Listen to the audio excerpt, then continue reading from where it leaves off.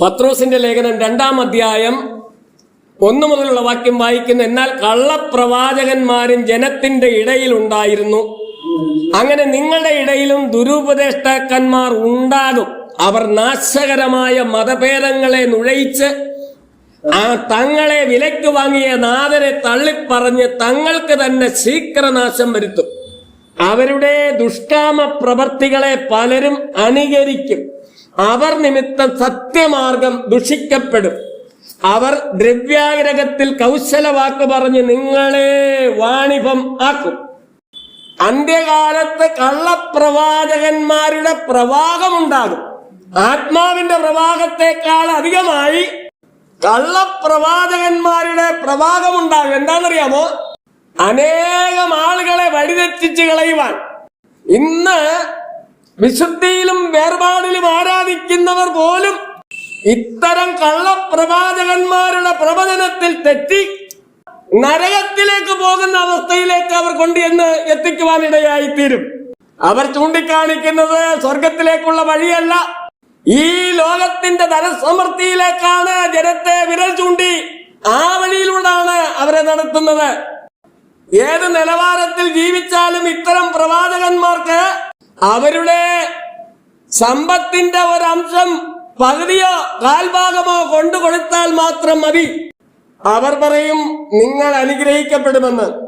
ജീവിതം ക്രമീകരിക്കണമെന്നോ അവൻ വിശുദ്ധിയോടും വേർപാടോടും ജീവിക്കണമെന്നോ ലോകത്തിൽ നിന്ന് വേർപെട്ട് ജീവിക്കണമെന്നോ അവർ പറയുകയില്ല.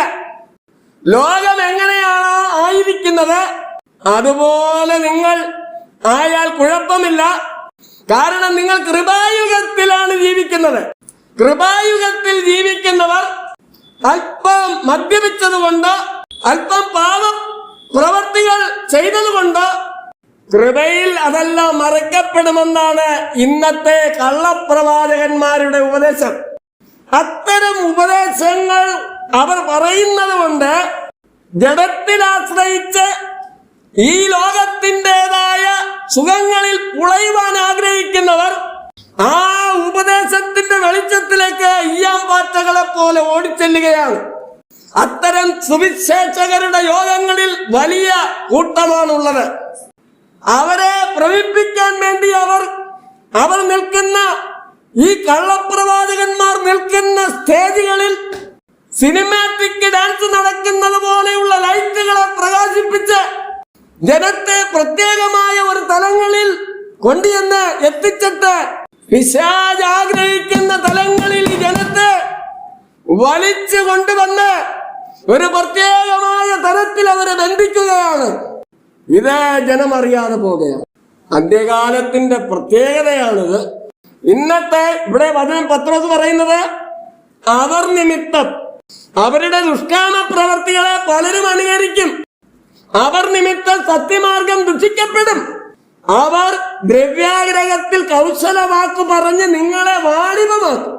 ഈ ഇന്നത്തെ കള്ളപ്രവാചകന്മാർ പലരും രഹസ്യമായ വ്യഭിചാരത്തിൽ ഏർപ്പെട്ട് രഹസ്യമായ ബന്ധങ്ങൾ പുലർത്തുന്നവരായി പലരുടെയും ദുഷ്പ്രവർത്തികൾ പിടിക്കപ്പെട്ടിട്ടുണ്ട്. അവർ ചെയ്ത ചാറ്റുകൾ പുറത്തു വന്നിട്ടുണ്ട്. ഇതെല്ലാം ജനത്തിന്റെ ഇടയിൽ വന്നിട്ട് പോലും അത്തരം കള്ളപ്രവാചകന്മാരെ ദൈവങ്ങളായി കൊണ്ടു നടക്കുകയാണ്. എന്താണ് അവരെ പിൻപറ്റുന്നതിന്റെ കാരണം? അവർക്ക് വിശുദ്ധിയും വേർപാടും പറയുന്ന ദൈവസഭകളിൽ പോകാൻ ബുദ്ധിമുട്ടുണ്ട്. ഇപ്പൊ ഇന്നത്തെ കള്ളപ്രവാചകന്മാർ അവരുടെ മുമ്പിൽ വരുന്ന ആളുകളെ കൗശലവാക്ക് പറഞ്ഞ് ദ്രവ്യാഗ്രഹം മൂത്തിട്ട് അവരെ ഒരു കച്ചവട ചരക്കാക്കി മാറ്റുകയാണ്. നമ്മൾ വന്നിരിക്കുന്നത് ഒരു പരമമായിട്ടും മനസ്സിലാക്കേണ്ടത് നിത്യതയിൽ പോകാൻ വേണ്ടിയാണ്. ആ നിത്യത നമുക്ക് നഷ്ടപ്പെടുന്ന ഉപദേശമുള്ള ഇടത്ത് നമ്മൾ പോകരുത്.